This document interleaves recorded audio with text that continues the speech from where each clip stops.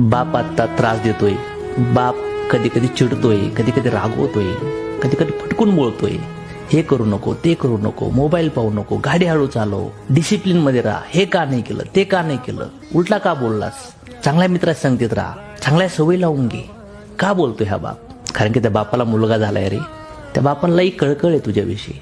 हा बापाच्या विरोधात गेला, बापाचा संघर्ष, बापाचा पेन जर नाही सहन केला तर येणाऱ्या काळात जेव्हा तू बाप होशील ना, त्यावेळेस बाप आठवायला चालू होईल. आत्ता बापाचा राग नको येऊन देऊ. ऐक बापाच.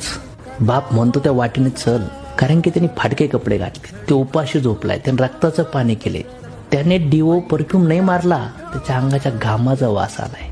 का? माझ्या पोराच्या आयुष्यासाठी. ज्या दिवशी बाप निघून जाईल ना, त्याच्या अधिकाराने कोणीच नाही ओरडणार तुझ्यावर. ह्या जगात भगवंतानंतर जर सगळ्यात जास्त दया माया कुणाला जर असेल ना, ती म्हणजे तुझ्या आईला आणि बाप.